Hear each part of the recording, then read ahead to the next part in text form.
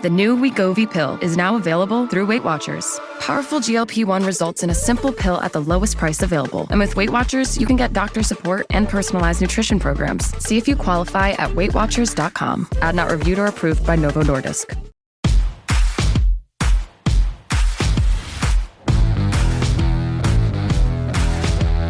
Welcome to the Dogs Podcast with your hosts, Blake Reneker, Justin Charles, and Josh All. Hey, what's up, Browns fans? Welcome back to another episode of the Dogs Podcast. Josh All, your host today, and we are diving into what I promised you guys all week, mock draft 2.0 for the Cleveland Browns. That's right, today we're going to go through rounds 1 through 5, the Browns' first 8 picks in the upcoming NFL draft. Now, the Browns do currently have 11 selections in this draft. I've said it before. I'll say it again. I do not anticipate the Browns utilizing all 11 of those picks because that's just way too many rookies to add to an already very young roster for the Cleveland Browns. So I expect them to use several picks that they have in the draft to either trade for some guys here beforehand or to move around the draft board once that weekend in April does arrive. But today, we are going to do the first 8 picks, rounds 1 through 5 for the Cleveland Browns. Before we dive into everything with the mock draft, got some updates, got a couple voicemails to get to, so we'll dive into those things first. Before I do, go to thedogspodcast.com to get your voicemails on the show, to get your thoughts, opinions there. You can send a message. I know some people have been having trouble, I think. I've heard from some guys out there that the message box isn't working, but I have gotten messages from other people, and I do have one to read today. So let me know if you're still experiencing issues typing a message rather than sending a voicemail. Just let me know. bark@thedogspodcast.com is probably the easiest way for everybody if you're not in the Discord to reach me. If you are in the Discord, thank you. If you want to be in the Discord, jointhedogs.com. Make sure you guys head over there. Support the show. We appreciate it. And it's just a great place to be. Die-hard Browns fans community and awesome conversations going on. Keeping everybody up to date. If you got questions about this head coaching search and the Rooney Rule and all that kind of crap that I got to talk about here today, we're in there discussing it 24/7. So that's jointhedogs.com. Speaking of the Rooney Rule, I do need to correct an incorrect statement that I made on the previous show. I assumed, okay, and you know what they say about assuming, makes an ass out of you and me. Well, I don't know about you, but it made an ass out of me, okay? So I assumed, incorrectly of course, that if the Browns wanted to hire Nate Scheelhaase, the pass game coordinator for the Rams, they could do so. They could just interview him Monday, and if they want to hire him, they could hire him as the head coach, and they do not need to fulfill the Rooney Rule, which states you must conduct at least 2 in-person interviews with minority head coaching candidates before you can hire someone. And here I am, dipshit Josh, just thinking, well, gee, if they want to hire a minority, they can just go ahead and do so. Nope, dead wrong. I was very mistaken on that assumption. Turns out that the rule that is intended and designed to help minority coaches get hired can also prevent or hinder a minority head coach from getting hired. So what a brilliant rule. Whoever came up with this idea, you guys knocked it out of the park. Freaking morons. This thing is stupid. It's 2026. We don't need it. We don't need the Rooney Rule. This is insane. But anyway, so I was wrong. The Browns cannot hire Nate Scheelhaase, even though he's a minority coach. If he's the guy they want, they still can't hire him because they have to make another fake phony interview with another minority coach just to satisfy a rule so that they can hire a minority coach. It's insane. I don't get it. I don't get it. I am sorry that I was wrong on my assumption out there. I'm sorry I reported that as a fact incorrectly. That is on me. I just never, in my logical thinking, would have guessed that you would not be allowed to hire a minority coach if you didn't interview at least 2 of them. Crazy. Absolutely crazy. But anyway, that's the rule. That's the way it stands. So even if the Browns want to hire Nate Scheelhaase, they still have to schedule an interview for the head coaching position with another minority head coach. And like I've said earlier this week, I will say again, What an awkward phone call that has to be. Those posts on social media are going to get ridiculed like crazy. I'm just calling it like it is. As soon as the Browns post, we have scheduled an interview with such and such, this coordinator or that coach from this organization, people are going to be like, ha, gee, I wonder why. It's a joke. We got Mary Kay reporting that the Browns have zeroed in on their final 5, finalists for the head coaching job. They still haven't fulfilled the Rooney Rule, so now you got to throw another sham interview in there. It blows my mind. It blows my mind that they were not out in front of this and that they weren't ready. I mean, unless I gotta throw a caveat out there, unless they've got an interview already done with somebody in person that we don't know about, which I think is weird because every team is reporting every interview that they conduct. The Browns have a head coach interview tracker page on their website to let people know who they've interviewed and information about them. So if they've interviewed, one or more other minority candidates for the head coach and not told anybody about it, that is also weird and sketchy feeling. And I don't know, it's just, I can't stop feeling like the Browns are botching that portion of this interview process. Yes, it sounds like, according to Jordan Schultz, that the two guys they've really honed in on are Grant Udinski, the OC from Jacksonville, Nate Shieldhouse, the pass game coordinator from the Rams, who they can't interview until at least Monday next week. But, the other 3 guys would then, of course, be Jim Schwartz. I don't think we need to go that route. Todd Monken. Why? And the third being Jesse Minter, who the Browns are interviewing today, which it's Thursday. I know you guys are watching this on a Friday or later, but I have stuff going on Friday. I wanted to have this mock draft episode for you guys on Friday. So I recorded a day early. So if I'm behind or missing any updates on this head coaching search, that is the reason why. So I just wanted to go through that real quick, why I was wrong about the Browns being able to just hire Nate Shieldhouse if they wanted to, and my incorrect assumptions on the Rooney Rule, which again is intended to help black coaches get hired and at the same time looks to also be preventing a black coach from being hired, which is just whatever. Insane. Okay, so let me hit this first voicemail here. This one is from Stacy. Hey guys, I just wanted to drop a quick voicemail and ask a question. So if the Browns truly have zeroed in on Nate Shieldhouse, with him being a pass game coordinator in his past, do we think that that's going to play a part in his decisions as far as it goes with the draft? Do we think that means that he's going to really hone in on getting some good receivers for that pass game? And if that is true, are we excited about that? Are we not excited about that? Does that play into our opinion of wanting Shieldhouse more? Just thought I'd throw out a couple questions to get some conversation started. All right, Stacy, thank you for the voicemail. As you guys know, my top 2 candidates for the head coaching search in Cleveland is Grant Udinski and Nate Shieldhouse. I would be okay with either one, to be honest with you guys. I obviously have Udinski as my number 1. That's my preference. I have no reservations about Nate Shieldhouse if they come out and announce that's the hire. I would be totally cool with it. The Rams passing game, number 1 in the NFL this year. Nate Shieldhouse has been lauded, like just completely praised by Sean McVay and that organization for what he's been able to do. From my research into him, when he was coaching at Iowa State, he climbed so quickly through the ranks at Iowa State. He was underneath Matt Campbell, the head coach who just took the job at Penn State.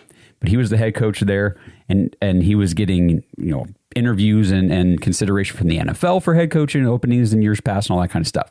So they knew Matt Campbell was not going to be there forever. Nate Shieldhouse was Iowa State's succession plan at one point. They wanted him to be the next head coach of their program. This is out there. You can go look it up. I found this information. They wanted Nate Shieldhouse to be the next head coach of Iowa State. That was the plan. And then the Rams came and grabbed him and brought him into the NFL, into their organization, and now Iowa State lost him, and they were devastated from what I read. Like, they did not want to lose Nate Shieldhouse, and he's had a huge impact on the passing game for the Rams. And yes, the Rams have great personnel in that department. I mean, when you got Matthew Stafford and you got Puka Nacua and Devontae Adams, your passing game is probably not going to look too bad. That being said, to Stacy's point, yes. If they were to hire Nate Shieldhouse, I expect the same with Grant Udinski, but if they were to hire Nate Shieldhouse, there had better be an emphasis on getting pass catchers and playmakers into this offense. And I like that his focus is on the passing game because, or not even just his focus, I guess, his specialty, his proven track record of success as a coach has been with the passing game. So it's not just his focus, like that's his deal. And then you could get an offensive coordinator, running backs coach, offensive line coach, offensive assistants, whatever you need to do to fill out your staff who can help you develop and really coordinate the run game. And we have the pieces with Quinshon Judkins, Dylan Sampson. Hopefully we go and we sign somebody in free agency or we draft another guy a little bit later in the draft this year, whatever, to round out the running back room and let other people whose specialty is the run game focus on that. So we'll see. I got the mock draft coming up here, Stacy. We will see how I address the wide receiver position because I'm going to. All right, let's get this one. Gabriel, our Buccaneers fan, calling into the Dogs podcast, calls and gives us a little more clarification as to why he is doing so. Hello again, Dogs Podcast. I thought I would just share a little bit about my backstory and just how I ended up finding this podcast and just me in general as a football fan. So first off, how did I find your podcast? Well, from 2016 to 2023, I was a diehard Miami Dolphins fan. And my very first time I listened to your podcast was back in 2022 when the Dolphins beat the Browns when you had Jacoby Brissett fill in for Watson. That was my first time I ever listened to your show, and I think you guys still had Zach as one of your co-hosts. My love for the Dolphins came from my mom. She, when I was little, bought me a little Dolphins jersey, and I became a fan up until her passing on Christmas Eve 2023. After that, my love for the Dolphins faded away and passed with her, and as an Oklahoma Sooners football fan, I loved Baker Mayfield at OU, and when he signed with Tampa Bay, that was my excuse to go down and join the Buccaneers, a fan base. And now I'll be going into my third year as a Buccaneers fan. And I just also want to say I'm a Buccaneers fan in Missouri when my girlfriend and her family and all my family are Chief fans. So I'm very much on enemy territory. But anyways, I just wanted to share how I ended up here and how I love your podcast, and I tune in every single time you post. So go Dogs Podcast and go Browns. Ho, ho. All right, Gabriel, thank you so much for the voicemail. First of all, sorry about the loss of your mother, man. That's got to be tough, and I hate to hear that. But it's also I love hearing about how people come to find this podcast and why the heck do you listen every day that it comes out and all that kind of stuff. It's really cool to hear those stories. And I wanted to look up real quick because you mentioned the game in 2022 between the Browns and the Dolphins. And, oh, man, I didn't remember the specifics of that game. But the Dolphins completely rolled the Browns in Miami, 39-17. Jacoby Brissett had 212 yards, a touchdown. Nick Chubb, 11 carries for 63 yards and a touchdown. Donovan Peoples-Jones was the dude that game for the Browns. He outperformed Amari Cooper. He had 5 catches for 99 yards, but the Dolphins just completely tore up. Jeff Wilson looked like 17 for 119 and 1. Tua had a good game, 285 and 3, back when he was okay to play. Interesting stuff. Thank you for the call back, Gabriel. And you mentioned Zach in that one. Man, it's been a long time. Zach actually just won. We've got like an OG Dynasty League that we do, and Zach is still in that with us, and he won it this year. It's a 2-quarterback league. It's a super flex league, and he won it with Matthew Stafford and nobody else, except he picked up Malik Willis at the very end, and that was just enough on championship weekend against the Ravens to get the job done for him. So thank you, Gabriel. That was a really cool voicemail. I got one more here to play. Oh, real quick, Gabriel, go join the dog pack, brother. We're in there. We're waiting for you. We're ready to welcome you with open arms. Come hang out. Again, get in there, hang out. If it's not for you, it's not for you. It's okay. No big deal. No harm, no foul. You can still leave voicemails. We'll still talk to you. But just come check it out. It's a cool place to be. All right. Last voicemail, and then we dive into the mock draft. This one's from DJ. What's up, guys? It's DJ from Jersey. listen, I've been wanting to send in a voicemail for a while now. I know not everyone, but a lot of people are against Andrew Berry. He has the chance to make the play of the decade, though, if you think about it. Last time we had 2 first-round picks. Granted, they were a lot better, a lot higher, but we got Baker and Denzel. If he can pull off something in the first round here and take 2 first-round, like, day one starters that are explosive out the gate on offense, there's nothing we can say. Look, the Deshaun thing was tough, I know, and I'll talk about that another day, but I think that there's so much possibility here. Go Browns.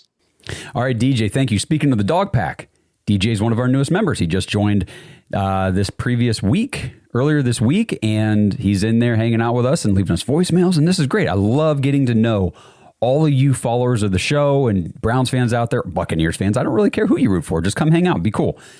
DJ, to talk about that, AB does have the opportunity to do something really special with this draft. And we're going to dive into the mock here in just a few seconds, and we'll see what my 2.0 looks like. But once we get into April and all that kind of stuff, in my opinion, he has to get a difference-making playmaker at the wide receiver position. And in my opinion, there are 3 of them. We'll talk about that here once the mock starts. But you got to do that, and there are a lot of good players. This draft may not have, an overabundance of top-level superstar potential type of players. The obvious, this guy's going to be a superstar type of dude. But it doesn't mean there aren't guys in this draft who can be stars in the NFL. And that's what these mock draft exercises are all about. So DJ, thank you for the voicemail and kind of kicking us into mock draft 2.0. So, I just remembered. See, don't you guys love that I don't even edit this stuff out? I just kind of roll with it. Message from the website. I'm sorry, guys. Before I dive into my mock, I told you on the last episode to send me your mock drafts if you want me to look at them and all that kind of stuff.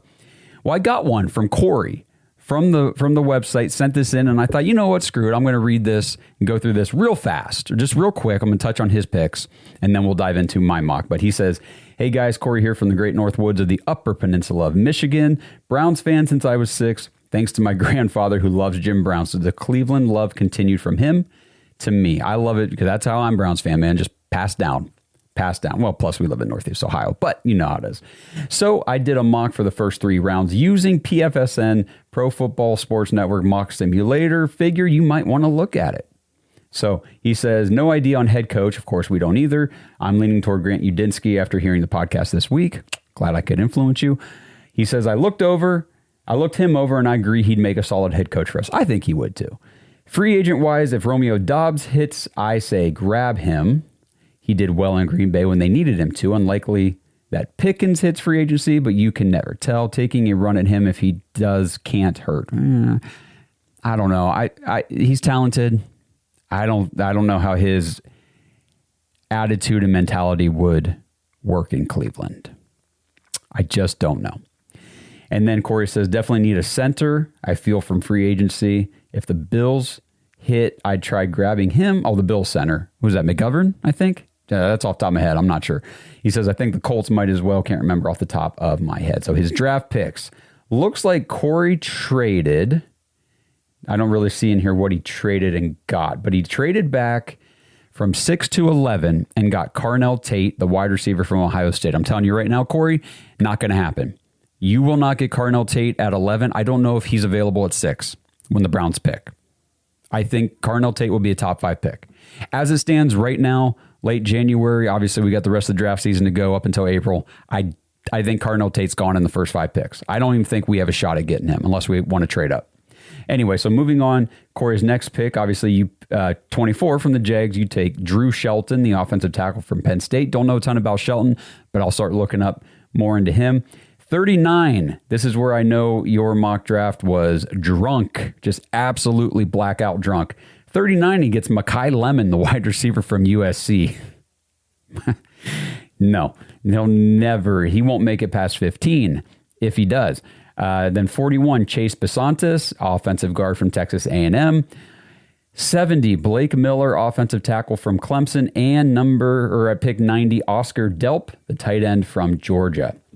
All right, Corey, thank you for sending in the mock draft. I understand that you're just picking the guys that are available based on their rankings and the way the draft board falls.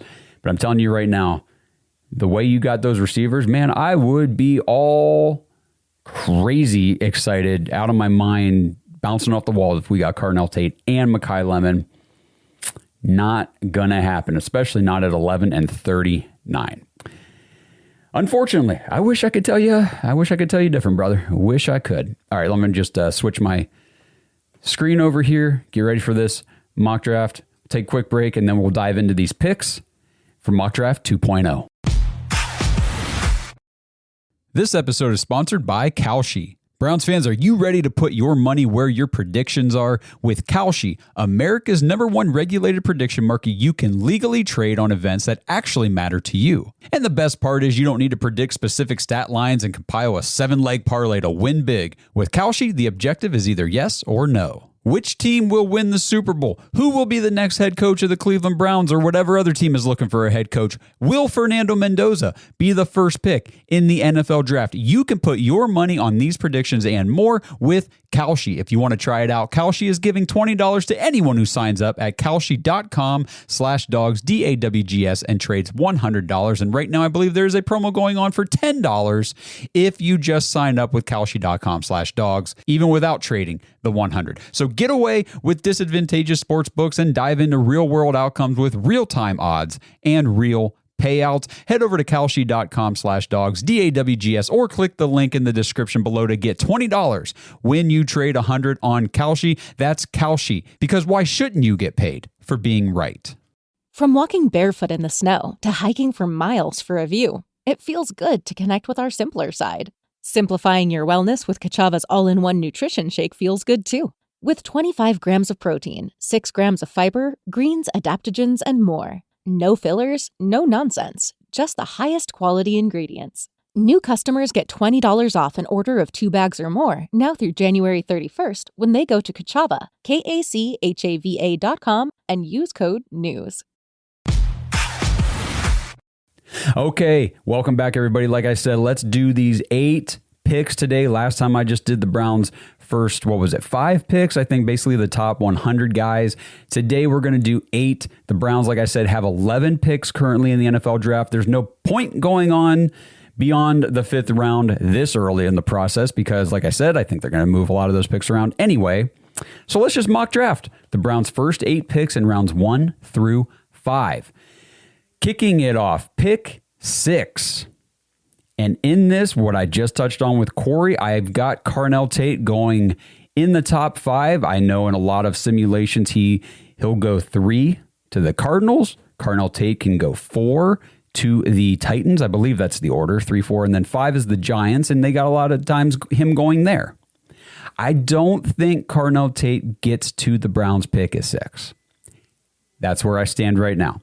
So at pick 6, I'm going to take my wide receiver 2 in this class, a guy that I could easily see being the wide receiver 1 in this class, right there with Carnell Tate, and we're going to get him at 6. I don't care if a lot of platforms have him projected a little bit later in the first round, mid-first round, whatever. That's not the way it's going to be when the draft rolls around. I just believe this guy is going to go a lot higher than what some people right now, the analysts and all that, the experts, are projecting. And we are taking freaking Mekhi Lemon at number 6, wide receiver out of USC. Mekhi Lemon is 5'11", 195 pounds. He's 21 years old, so he's not your big 6'3", 215-pound receiver that everybody wants to go get. No, you know what Mekhi Lemon is? And this is what we talked about last year in the draft process. This is what I want the Browns to pick. And this is what Mekhi Lemon is. He is a damn good football player.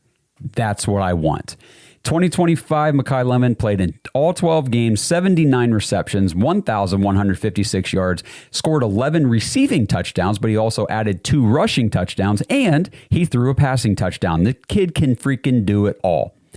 Here's a quick write-up, and again, I'm not going to spend as much time on these guys as I did last mock draft because we got 8 versus 5, and I did a bunch of voicemails, and You get the picture. But Mekhi Lemon managed to force his way into the wide receiver one discussion alongside Carnell Tate and Jordan Tyson with an incredible 2025 campaign. He entered his junior year at USC as the Trojans' leading receiver after a standout first season as a starter, where he posted 52 catches for 764 yards and 3 touchdowns in 2024. Now, he followed that up with 79 catches, 1,156 yards, 11 touchdowns in 2025, as well as a top 5 national PFSN wide receiver impact grade of 85.1. At 5'11", 195 pounds, Lemon is an excellent route runner with electric play speed, sharp footwork, and impressive body control that allow him to create consistent separation. Boy, would that be great on the Cleveland Browns. He tempos his routes with nuance and shows the awareness to find soft spots and win on releases and breaks. And he's an incredibly dynamic rack threat with quickness and contact balance. But uncharacteristically for his size, his chief specialization is arguably as a 50-50 presence. He's an elite body control and timing technician in 50-50 situations. He has vice grip hand strength. Lemon's uncertain projection against press coverage is the only thing holding him back in the wide receiver one race. He aces the combined film and analytical evaluation and is the next hybrid power slot to take the league by storm after Jackson Smith and Jigba. I want Mekhi Lemon in Cleveland. I want him. I've been watching a lot of tape on him. I've been reading a lot on him, looking at data and analytics and things. Mekhi Lemon can play football. Mekhi Lemon is a football player. I want him. We get really infatuated and enamored with these big body, like ex-alpha outside receivers, get down the field, body guys and all that kind of stuff. Mekhi Lemon can do that. He's smaller, but he can do that. But he's very, very similar. To me, I look at him the way I look at, and this isn't like one for one, but he gives me shades of Amon-Ra St. Brown. And like they said here, Jackson Smith and Jigba. These guys are receivers that came into the league, and one of the big hangups that a lot of analysts had on them were, they're just a slot receiver. They're strictly a slot guy. Jackson Smith and Jigba is a dominant slot guy, but he can play outside. Amon-Ra St. Brown is a dominant slot player, but he can bounce outside. They can win wherever you put them on the field. I love that versatility. And the thing is, if you are a dominant, I'm not talking like good or you can, operate in the slot. If you're a dominant slot player, you can lead the NFL in receiving like Jackson Smith and Jigba did this year. You can be one of the top receivers in the league like Amon-Ra St. Brown. Why? Because the intermediate area of the field is where games are won and lost, especially in the passing game is what I'm talking about. That's where it happens, in the intermediate part of the field. It's not deep. It's not at the line of scrimmage. Intermediate, because so much of the league, it's like on average, 76 to 85% of defenses are playing zone that much of the time. This is a zone defense league right now.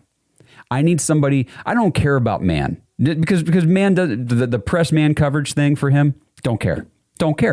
Because it's not that big of a deal. They don't do it that much. I need somebody who can freaking kick ass. Okay? Now I got to kind of look over my shoulder. Got to know my kids are out here. We had a snow day today. It's 40 degrees. How is there a snow? Don't get me started. I need somebody who can kick ass in the intermediate area of the field. And Mekhi Lemon is my dude. So there we go. Pick 6. The Browns come off the board with their new wide receiver 1, Mekhi Lemon out of USC. Rolling on in the first round, pick 24. The Browns see a guy on the board and they say, we're taking another young stalwart of this offensive line. It is offensive tackle Caleb Lomu out of Utah.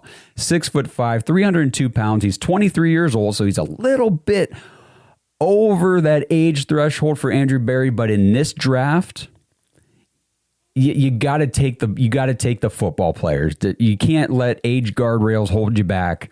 Get dudes that can come in and contribute immediately, because you don't have time to dick around. You need guys who can come in and operate and play right away. Caleb Lomu is that. Caleb Lomu is one of the 2 Utah tackles in contention for the top offensive tackle spot in the 2026 draft. At a long and lean 6'5", 302 pounds, Lomu underpins his game with an incredible blend of explosion and flexibility, which that amounts to awe-inspiring recovery athleticism. In the run game, while he's not as powerful as his teammate, and they're talking about Spencer Fanu, Lomu can pull off high difficulty reach blocks and fulfill his assignments dutifully. And in 2025, he improved his point of attack power and displacement on down and base blocks. Meanwhile, in pass protection, Lomu is a malleable lower body technician and a methodical, precise hand fighter whose hyper elite flexibility serves as an ironclad failsafe to swivel his anchor, absorb power, acquire leverage, and play with controlled lean.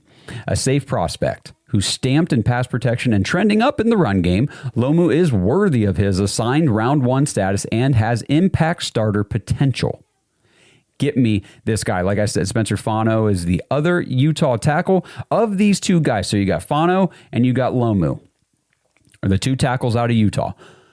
Lomu, who we take here, is the one who played left tackle. Okay.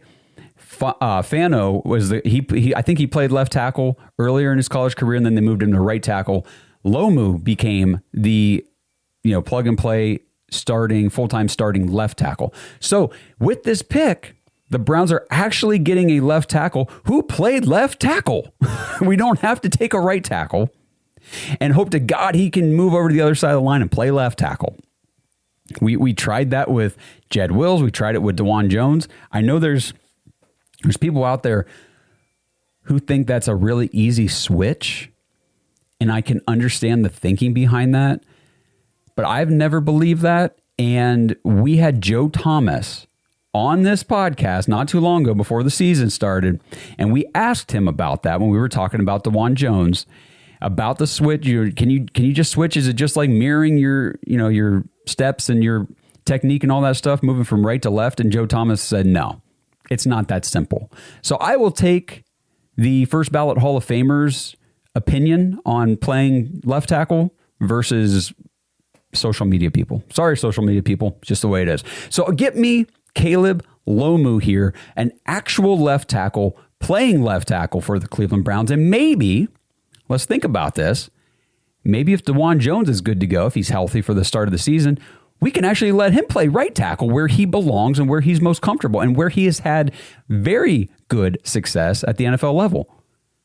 Tackle situation solved, right?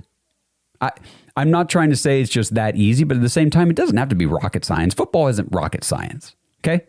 Get a left tackle who plays left tackle and let him play frickin' left tackle. You got a right tackle who is really good at right tackle, let him play frickin' right tackle. Done. Solved. Okay. Moving on in the draft. Round 2, pick 39. The Cleveland Browns are back at the wideout position, and we are going to take one of my favorite wideouts outside of the top 3 guys, and it is wide receiver Elijah Surratt out of Indiana. If you guys watched the national championship, you watched the playoff run for Indiana, they've got 2 stud receivers, and I am 100% on board with the Browns taking either one of them. Elijah Surratt, the bigger body outside receiver, is a little bit slower, but he is contested catch, just strong hands, body you. He was physical. He's a dude. Or you can take Omar Cooper Jr., who's a little bit smaller, but he's faster, he's shiftier. You can bounce him in and out, all that kind of stuff. There's a little more versatility. I like both these guys. Since I took Mekhi Lemon at 6, and I know he's going to be a dominant slot player that I can use outside if I want to. I can move him around the formation, but I know where he's primarily going to operate. Now I want my big body outside receiver, Elijah Surratt, 6'2", 209 pounds, 22 years old. He will turn 23 a month after the draft. This dude dominated as a sophomore at James Madison is where he started. He had 1,191 yards, 8 touchdowns, and he transferred the next year in 2024 to Indiana. With the Hoosiers, he had 957 yards and 8 touchdowns. And that was with Nathan Rourke, I believe, as the quarterback. And then this year in 2025 on the national championship team, Elijah Surratt, 65 receptions, 830 yards, and 15 touchdowns. Whew. Here's the write-up. Elijah Surratt has been one of the most productive wide receivers in college football since 2022, and he maintained that reputation this year. He eclipsed 1,000 yards with James Madison in 2023, led the Indiana Hoosiers in catches, receiving yards, and receiving touchdowns during the team's surprise CFB playoff campaign in 2024. And then in 2025, he achieved a career-high 15 touchdowns, distinguishing himself as a deadly catch point and red zone threat against the highest level of competition. At 6'2", 209, Surratt fits the mold of wide receiver that has been polarizing time and time again on the NFL draft circuit. He's not the most explosive, nor does he have seam stretching speed, but he has the necessary foot speed, sink, and tempo IQ to separate independently. And at the catch point, he's a high-level converter and a true late hands master with extraordinary composure, timing sense, and body control. That toughness and play strength translates in the run after catch phase as well, and as a blocker, that's important, where Surratt brings consistent effort and plays very smart. Athletic traits do matter, but elite execution supersedes those traits at the NFL level. I do agree with that. And Surratt is a platinum level operator who has the sky-high floor to underline tantalizing usage versatility, production upside, and utility as a chain mover and red zone trump card. To me, when I'm looking at Elijah Surratt, and I don't know if this is a fair comparison because I haven't really studied this as deep as I want to. I got wide receiver breakdown episodes coming up and all that kind of stuff, and by that time I will. But at first evaluation here, Elijah Surratt to me feels like Courtland Sutton for the Denver Broncos. That's always been Sutton's thing. He's not fast. Courtland Sutton's slow. I forget what his 40 time was. It wasn't great. He's not a fast receiver, but he's open. He knows how to run his routes, and he's physical. He's big. He'll bring down contested catches, and that's all I saw Elijah Surratt do this year for Indiana. You just throw it to him. He could be covered, guy draped all over him. Doesn't matter. He's coming down with the catch. And yeah, just his physicality. To me, Elijah Surratt is what everybody hoped Cedric Tillman could eventually turn into for the Browns. And I think Elijah Surratt can be that right away. So I think if you go and you get Mekhi Lemon and then you add Elijah Surratt in the second round, I'm very on board with the Browns wide receiver core moving in to 2026. This episode is sponsored by ButcherBox. Browns fans, I hope you didn't miss out on the Christmas promotion from ButcherBox, but if you did, I have great news. The promo is still running this week. Head to butcherbox.com right now and new members will receive your choice between free New York strip, ribeye, or filet mignon in every single box for an entire year. Plus, you get an extra $20 off with promo code DAWGS, DAWGS, at checkout. Just head over to butcherbox.com, choose your box and your delivery frequency. With the custom classic box, you get exactly what you and your family love. Choose from over 80 products, including meat and seafood. Plus, you can manage your entire subscription online, and you can change your box type, your product selections, your frequency, or your delivery date at any time. Shipping is always free. Deliveries come straight to your door on your schedule, and you can cancel anytime. Every meal is easier when your freezer is stocked with high-quality meat and seafood from ButcherBox. That's butcherbox.com. Right now, get your choice between free New York strip, ribeye, or filet mignon in every box for an entire year, plus $20 off with promo code DAWGS, DAWGS, when you check out.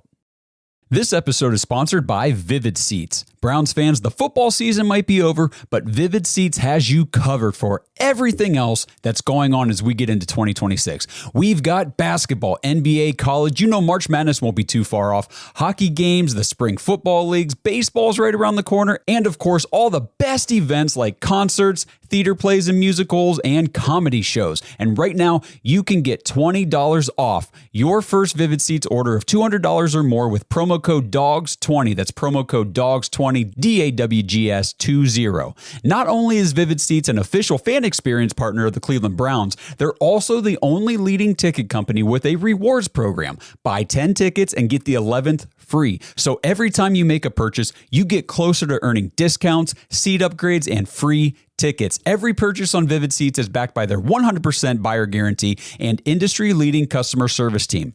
So click the link in the description to download the Vivid Seats app now. And again, get $20 off your first Vivid Seats order of $200 or more with promo code DAWGS20, DAWGS20. New customers only, $200 minimum before taxes and fees. Visit vividseats.com for more details.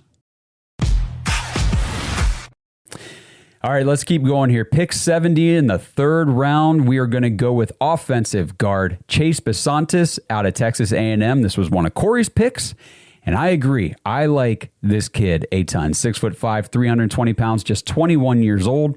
Chase Besantis returned to Texas A&M in 2025 as a 6'6", 320-pound junior who started nearly every game since arriving in College Station, shifting from right tackle in 2023 to his more natural spot at left guard in 2024. In 2025, Besantis put together his best season yet, earning him third-team All-SEC honors while catapulting him into the conversation to be the top guard in the class. So getting him here at 70 might not be where he ends up come April, but right now that is where the mock draft database has his average. But anyway, back to Besantis. At his size, he has extremely impressive knee bend, hip fluidity, and overarching flexibility on recovery, and he is a high-level athlete who can match rushers laterally, reach his run game landmarks with ease, and climb to the second level.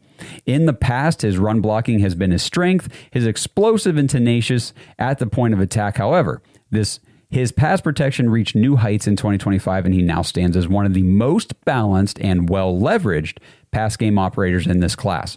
He has a sturdy center of gravity, active hands, and excellent upper-lower sync. He's not quite as strong or powerful as Ione, but Besantis still has the high floor and high ceiling combination that NFL teams gravitate to, and he has the impact starter upside in both phases. So now, not only did we address the wide receiver position, we have taken Caleb Lomu to play left tackle. Now we're drafting Chase Besantis. We have completely replaced the left side of the line because I fully expect Joel Bitonio to retire. So the left side of the line we're good. We got Lomu, we got Besantis. Now, I'm not sure what we do in free agency, obviously. We already have Luke Whippler, who I believe can adequately play center for the Browns. And that's if, we don't go get like a Tyler Lindenbaum or something like that, one of the top centers. But I think Luke Whippler could probably hold down the fort. So your new offensive line could look like Lomu, Besantis, Whippler, and then at right tackle, if DeJuan Jones is healthy, he's back. So rebuilding the offensive line, and then obviously there's moves that the Browns will make in free agency to get a starter or two, I am sure, on the offensive line in free agency. They will spend big to make that happen. The five new, or if you count DeJuan Jones, the four new starting linemen for the Browns, it might not be as hard to accomplish. I'm not saying it's going to be easy, but it might not be as challenging to accomplish as it feels looking at the roster right now. We'll see. Offensive line has not been Andrew Berry's strength over the years. Zach Zinter, Jed Wills. Anyway, let's move on here in the draft. So that was pick 70 in the third round. Let's go to pick 107 in the fourth round. We're going to take safety, one of my favorite safeties in this draft, Genesis Smith out of Arizona, 6'2", 204 pounds. Genesis Smith declared as a true junior after registering an interception, 8 pass breakups, and a PFSN safety impact score of 84.7 in 2025. At 6'2", 204, Smith has rare range and long strider speed as a center fielder and single high safety, and his playmaking instincts are stellar. But he's not just a one-trick pony with his center fielder skills. He can sink, redirect, and manage space in intermediate zones as well, and he's a rocket reacting and closing on the ball.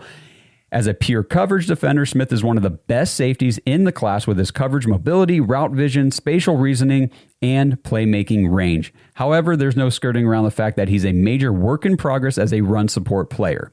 And this is why I like him, because that stuff right there, I need that guy on the back end, that free safety type player that can be this dominant dude.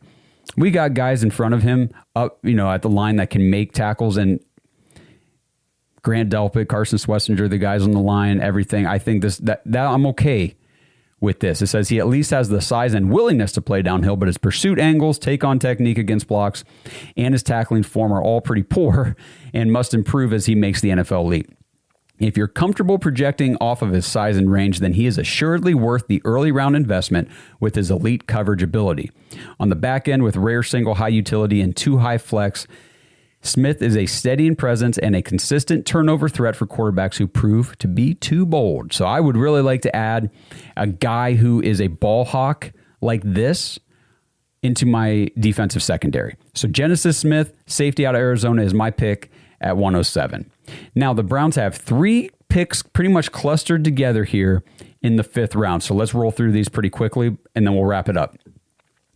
The first pick in the 5th round, pick 139, the Browns take interior offensive lineman Matt Golbin out of Michigan State. All right, Matt Golbin, 6'4", 312 pounds. He finished his collegiate career with double-digit starts at center, left guard, and right guard, insulating his value as an immediate depth piece in an offensive line room. That said, he has legitimate starting appeal as an NFL center and earned an elite PFSN O-line impact grade of 92.1 in 2025. Though Golbin isn't quite the athlete that other early round centers in the class are, he still brings great initial explosion off the line, and he has good range climbing to the second level. In the run game, his exceptional leverage acquisition and pad level management skills define his game, though he also boasts elite core strength when latched and can use this to keep defenders inside his frame while driving lower body power. Meanwhile, in pass protection, Golbin excels at playing square two rushers, using carefully timed punches and a suffocating anchor to limit opposing power output. Golbin can still gain more experience identifying stunts and blitzes at the fulcrum, but he plays with patience and discipline, and he's not afraid to torque defenders off balance and finish when given the opportunity. A high floor player with translatable leveraging, hand power, and functional strength, Golbin could be a mid-round steal. And that's what the Browns get here at 139. A couple picks later, pick 144. We are taking something we desperately need because I think we got a guy who's not coming back. Tight end Eli Raridan out of Notre Dame. I do not think David Njoku comes back to the Browns. I think his time in Cleveland is over. We'll see how that plays out once free agency kicks off and all this kind of stuff. But either way, the Browns need to add to the tight end room, and this guy, Eli Raridan, is the answer. 6'7", 252 pounds. This dude is a freaking monster on the field. Eli Raridan is one of the more intriguing tight end prospects in the 2026 NFL draft. He has dealt with injuries in the past, but was mostly healthy in 2025, and he turned in a career-best campaign. As a result, he caught 32 passes, 482 yards, and while he didn't score any touchdowns, he proved his mettle time and time again as a venerable seam-splicing and rack threat in open space. At 6'7", 252, he is a long and lean tight end with great measurables as well as good baseline explosiveness, foot speed, and open field pace. He's a high-quality blocker. Okay, this is where I really get latched onto this kid. He is a high-quality blocker who can work inline, pull, or track defenders in space. And as a receiver, he melds efficient acceleration, bend, zone IQ, body control, and strong hands to function as a quality intermediate safety blanket. So like I said, the Browns definitely need depth playmakers at tight end alongside Harold Fannin. Like I said, my speculation is that David Njoku will not be back, and Fannin, while he was awesome as a rookie, he is a complete stud and awesome football player. He is not the traditional tight end. He doesn't fill that role. We need somebody who can be that inline blocking tight end that then can also go out and make plays in the pass catching game. Raridan sounds like the perfect guy for that. So Eli Raridan is my pick for the Browns here. Tight end out of Notre Dame at pick 144. And then 3 picks later, we wrap this thing up with pick 147 here in the 5th round. The Browns take cornerback Hezekiah Massis out of California. 6'1", 185. Hezekiah Massis transferred to California from Florida International after serving as a full-time starter for nearly 3 years on the Panthers squad. It didn't take long for him to take off with his new opportunity at the ACC level. In 2025, Massis distinguished himself as one of the most prolific playmakers on the ball in college football, accruing 5 interceptions and 13 pass deflections. He earned one of the best PFSN cornerback impact grades in the league with a figure of 92.1. And per True Media, he also achieved an excellent forced incompletion percentage of 20%. Massis passes the production test, and the tape test also rings true for the rising senior. At 6'1", 185, he's long, he's lean, with the right profile for dictation in press, but his coverage mobility is his foundation. not his size or his physicality. He's light and quiet on his feet. He's amped up as an accelerator, and he has a fluid swivel on vertical transitions and overtop routes. Tackling and penalties remain areas for improvement, and Massis also lacks elite vertical speed, but he nonetheless has clear starting ability in man-heavy schemes. Give me Hezekiah Massis here later in the 5th round at the cornerback spot. I think that'll be a great pick for the Browns. And that's it. Those are the 8 picks for the Browns in rounds 1 through 5. To go back through it, pick 6, we take wide receiver Mekhi Lemon out of USC. Pick 24 is offensive tackle, left tackle, notably, Caleb Lomu out of Utah. Pick 39 is Elijah Surratt, the big body physical receiver out of Indiana. Pick 70, offensive guard Chase Besantis out of Texas A&M. Pick 107, safety Genesis Smith out of Arizona. Pick 139, interior offensive lineman Matt Golbin from Michigan State. And then we round things out. 144, tight end Eli Raridan from Notre Dame. 147 is cornerback Hezekiah Massis out of California. And that's it, guys. Right there's your mock draft 2.0 for the Cleveland Browns. And again, you're welcome, everybody. I'm doing these mock drafts way earlier than I started doing them last year. But it's a ton of fun. I'm glad you guys are asking for them. I love doing them.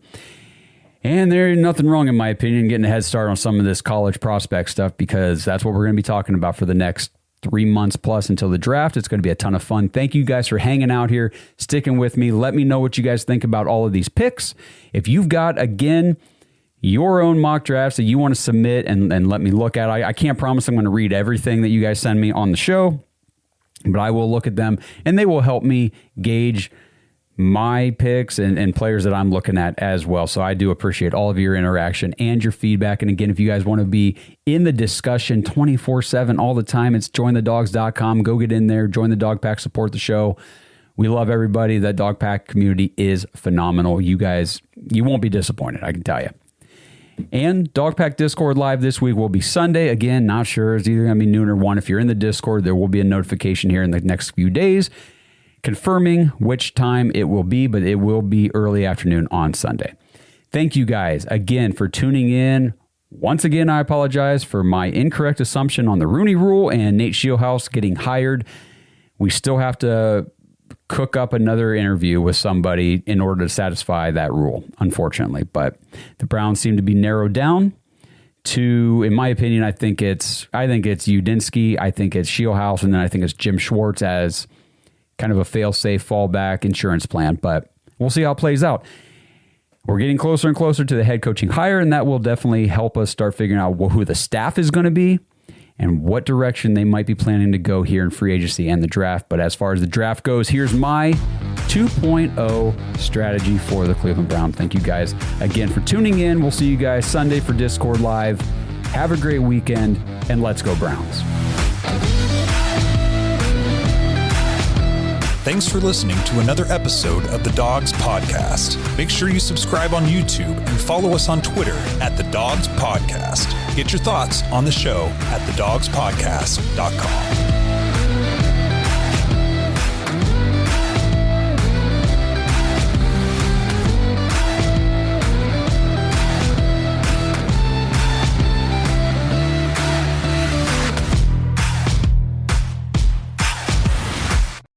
This episode is sponsored by Kalshi. Browns fans, are you ready to put your money where your predictions are? With Kalshi, America's #1 regulated prediction market, you can legally trade on events that actually matter to you. And the best part is you don't need to predict specific stat lines and compile a 7-leg parlay to win big. With Kalshi, the objective is either yes or no. Which team will win the Super Bowl? Who will be the next head coach of the Cleveland Browns or whatever other team is looking for a head coach? Will Fernando Mendoza be the first pick in the NFL draft? You can put your money on these predictions and more with Kalshi. If you want to try it out, Kalshi is giving $20 to anyone who signs up at kalshi.com/dogs, DAWGS, and trades $100. And right now, I believe there's a promo going on for $10 if you just sign up with kalshi.com/dogs, even without trading the $100. So get away with disadvantageous sports books and dive into real world outcomes with real time odds and real payouts, head over to kalshi.com/dogs, DAWGS, or click the link in the description below to get $20